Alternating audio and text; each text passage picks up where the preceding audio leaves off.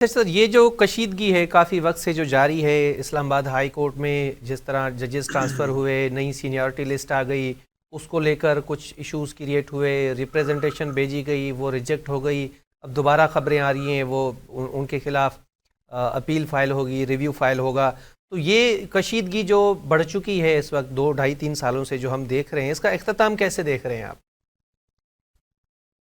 دیکھیں، یہ کشیدگی میرا نہیں خیال کہ ختم ہونے والی ہے. یہ اسی طرح چلتی رہے گی. لیکن پرابلم کیا ہے؟ جی 26ویں آئینی ترمیم آ چکی ہے. اب 26ویں آئینی ترمیم کے نتیجے میں ججز کی تعیناتی کیسے ہوگی، ججز کے بینچ کس طرح تشکیل پائیں گے، کیسز کہاں لگائے جائیں گے، چلتے ہوئے کیسز ایک بینچ سے اٹھا کے دوسرے بینچ میں کیسے لے جائیں گے، ججز کو ایک ہائی کورٹ سے دوسرے ہائی کورٹ میں کیسے تبدیل کیا جائے گا، ججز کی ایلیویشن کیسے ہوگی، یہ سب کچھ اب نئے انداز میں مرتب ہو چکا ہے.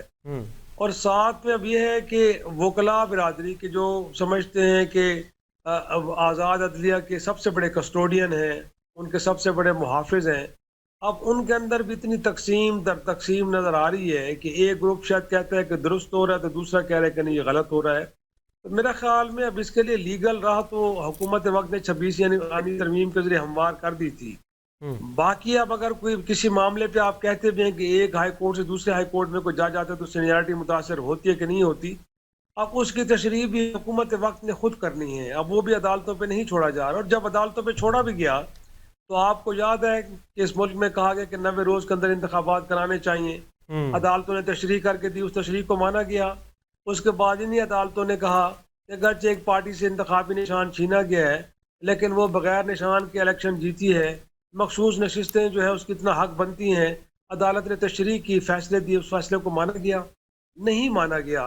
تو میں نہیں سمجھتا کہ اس وقت اگر وکلاء بھی کوئی ایفرٹ کر لیں یا ججز بھی یہ کوشش کریں کہ جو کچھ ہو رہا ہے وہ درست نہیں ہو رہا تو حکومت اس کو مان جائے گی؟ نہیں مانے گی. اس وقت ڈیزائن یہی ہے کہ ہم نے جن ہم خیال لوگوں کو مختلف جگہوں پہ لانا ہے، حکومت اس کو لا کے رہے گی اور اس کے راستے میں جو بھی رکاوٹ ہوگی اس کی پرواہ نہیں کی جائے گی.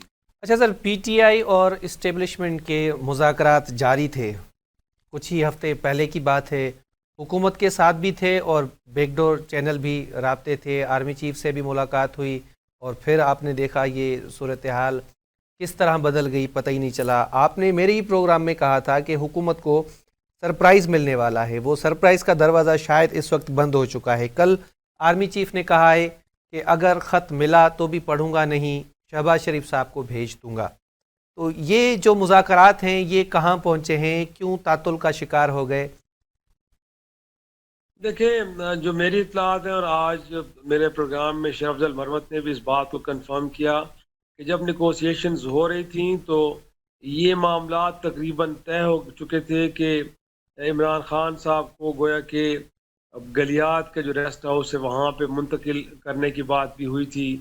ساتھ میں یہاں تک کہ ان کی رہائی کے حوالے سے بھی معاملات طے کر لیے گئے تھے.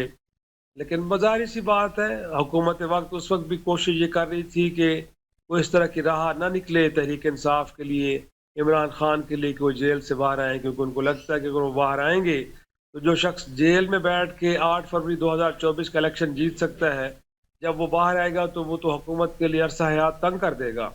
تو کوشش یہی رہی ہے. اور میرے خیال میں وہ جو اس سارے ڈائلاگ پروسیس کو سپوائل کرنے والے، ناکام کرنے والی طاقتیں تھیں وہ کامیاب ہوئی ہیں. اب انہوں نے اسٹیبلشمنٹ کو کس خوف اور کس چیز سے ڈرایا، یا خود اسٹیبلشمنٹ کو کون سی ایسی یقین دہانیاں چاہی تھیں جو نہیں مل پائیں.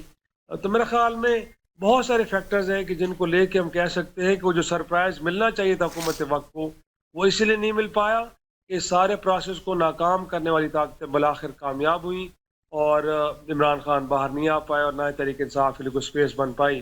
لیکن میں نہیں سمجھتا کہ یہ معاملہ ابھی بھی رکا ہوا ہے. خطوط لکھے ضرور جا رہے ہیں جن کے بارے میں امپریشن دیا جا رہا ہے کہ شاید وہ ملٹری اسٹیبلشمنٹ کو نہیں مل پا رہے. وہ اوپن لیٹرز ہیں، وہ پڑھے بھی گئے ہیں، ان کے کانٹینٹ کو سمجھا بھی گیا ہے. لیکن شاید وہ بھی سمجھتے ہیں کہ اگر انصاف کی قائد کے رویے میں تبدیلی نہیں آتی اور وہ اسٹیبلشمنٹ کو، اس ملک کی فوج کو اپنی ڈیبیٹ کے حصے کے طور پہ لے کے چلتے رہیں گے تو شاید پھر اس طرح چیزیں آگے نہ بڑھ پائیں. اب دیکھنا یہ ہے کہ آنے والے وقت میں جو ایک نیا اپوزیشن اتحاد بننے جا رہا ہے وہ کتنا افیکٹو ہوتا ہے. اگر تحریک انصاف، جے یو ایف اے یا چکزئی صاحب اور جماعتیں مل کے ایک دباؤ کی کیفیت بناتی ہیں تو مجھے لگتا ہے کہ انگیجمنٹ دوبارہ شروع ہو جائیں گی اور پھر تحریک انصاف کے لیے راہ نکل آئے گی.